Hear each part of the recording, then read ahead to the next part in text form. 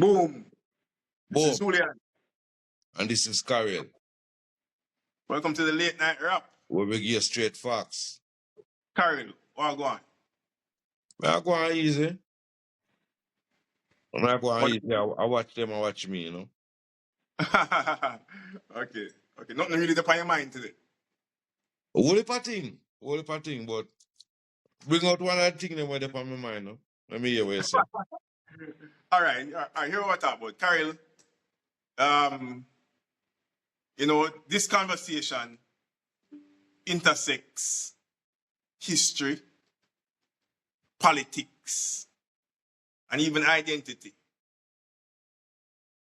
Last month, the United Nations voted to recognize slavery as the greatest crime against humanity. Right? And in that resolution brought by Ghana, they also recommended reparations as a concrete step to rectifying that injustice. Since then, major political parties in the UK have come out strongly against reparations for slavery. And that's nothing new.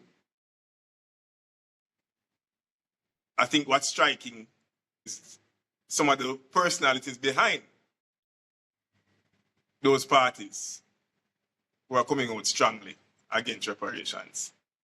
Now, the Conservative Party, led by a Nigerian Brit by the name of Kemi Badenoch,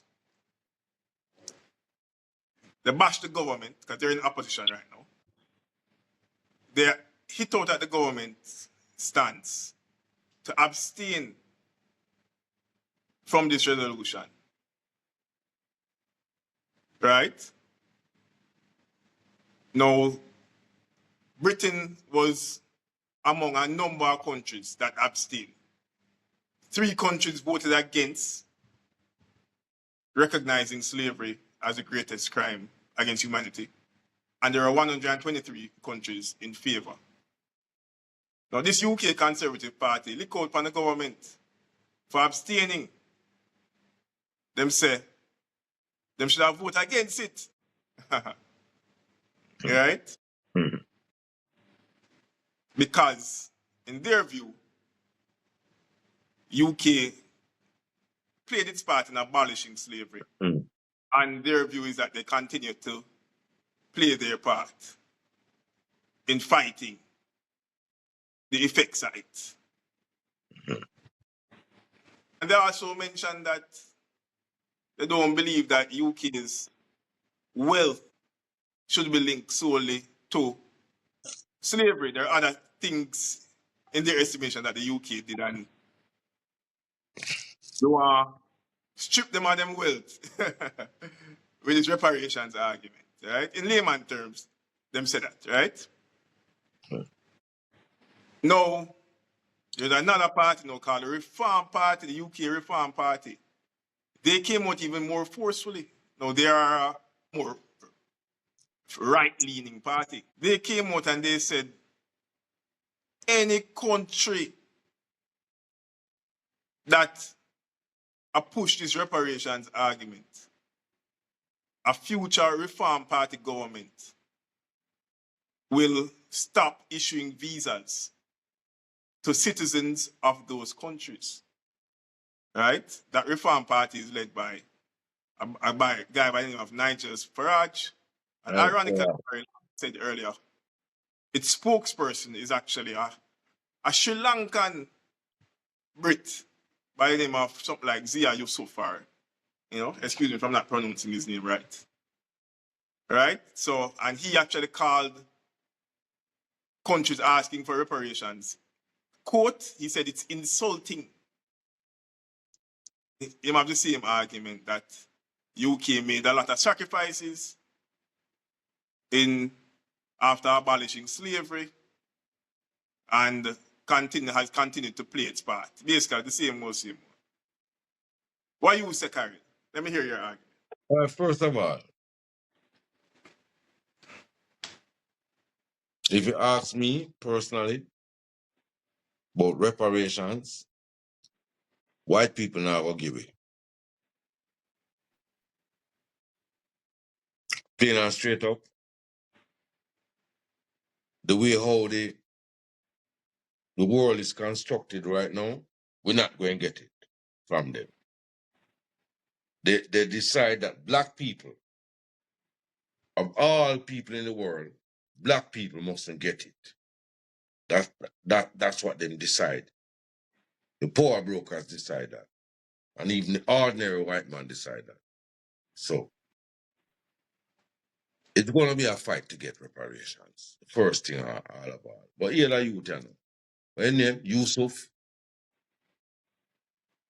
him come from a country down in Sri Lanka there where the British invaded. You know why Sri Lanka play cricket? Because they are part of the Commonwealth. Britain invaded down there. And foisted cricket on us. That's why Sri Lanka play cricket. That's why Sri Lanka is known for nothing else.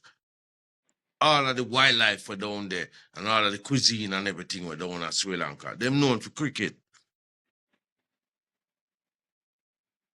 Because British go down there, go foist cricket upon them. Like how them foist it upon we. And this youth now, I will say, people of color who were colonized by the British mustn't get no compensation for what the British do to it. Why? Kind of strange. And then now me find a little black girl from Nigeria. She even worse hate black people. She must eat every ounce of melanin in her fair skin. That girl there. What's your name? Something on the back. Kemi Badenoch. Badenoch. That little girl there is such a disgrace to the race. She hates herself so much that she hates all of us. So now, the slave owners get compensation. Whether it was British chattel slavery, whether it was French, whether it was Portuguese, when slavery ended, the people who own slave get our money for labor them slave there. But the people who were slaves never get nothing. And up until this day, you have people of color I say, we still mustn't get nothing. Explain that to me.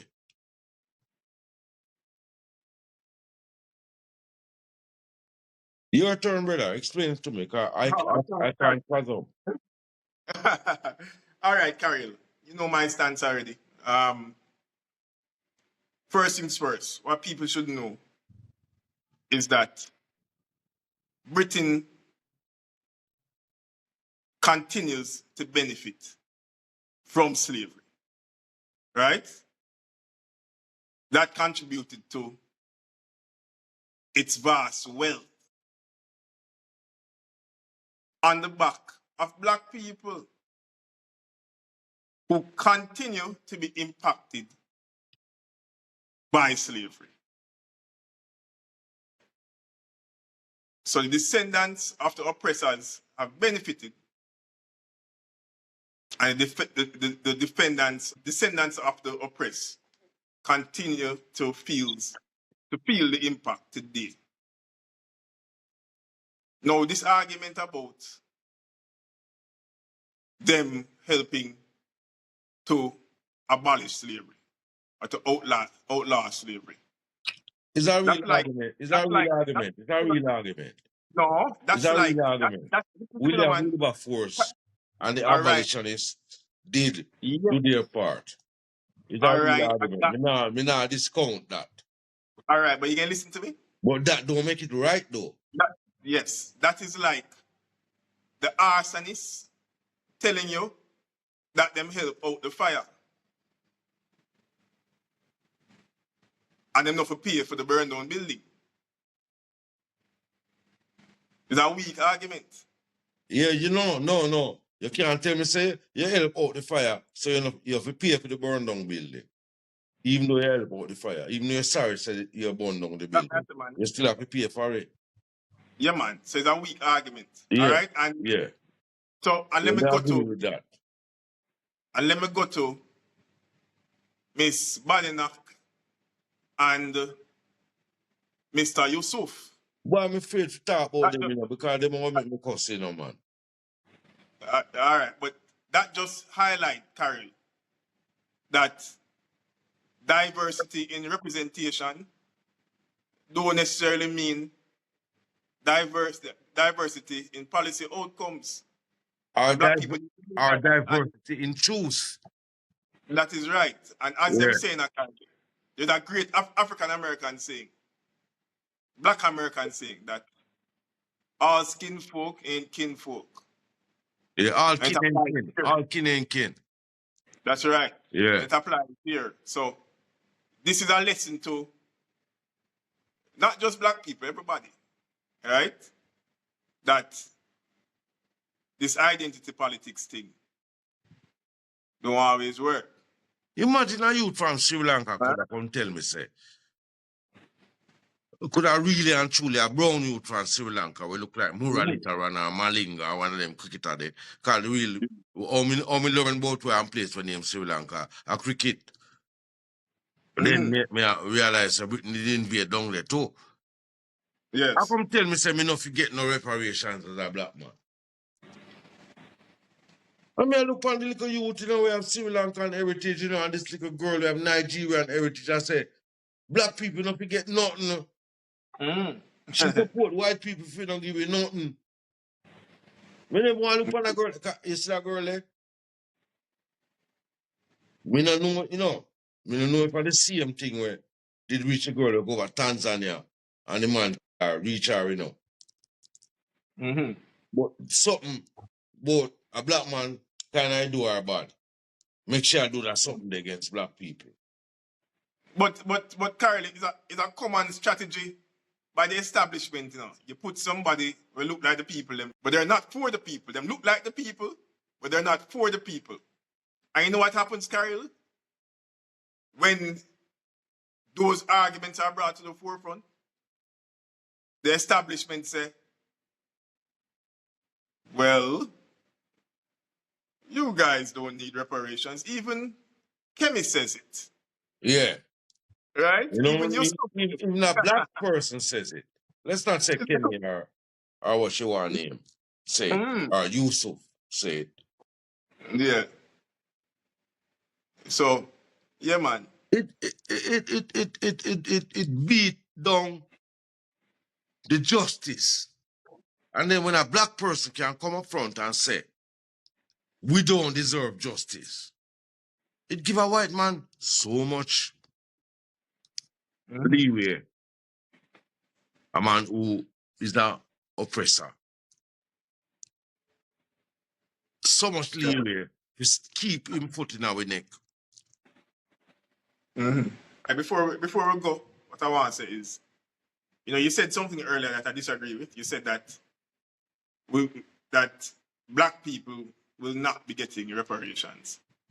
I disagree, right? I think it may seem like a mountain right now, but once upon a time, I'm sure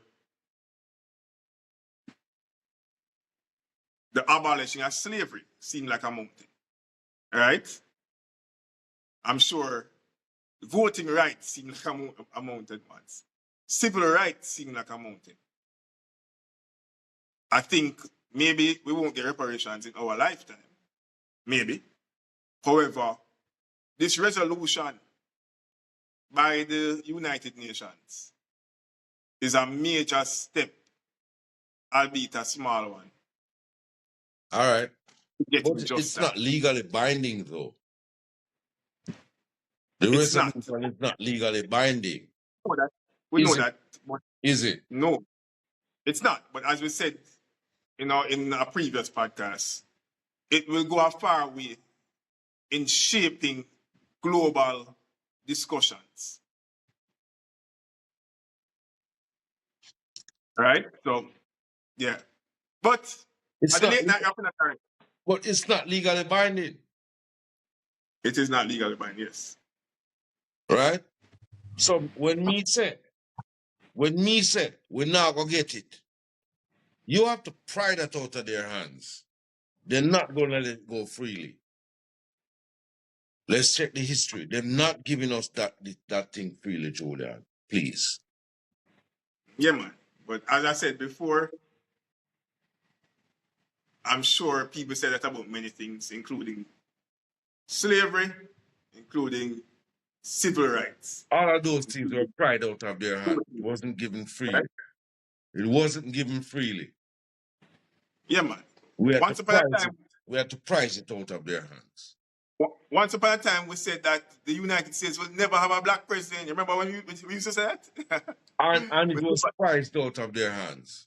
But that's right. But anyways, all right. At the late night wrapping up. And Julian and Carla chat, where we give straight facts. Remember that. That is it. Until next time. Boom. Like, subscribe, share, leave your comments in the comment section because we do appreciate your opinion. Julian and Carla chat. Boom, bam.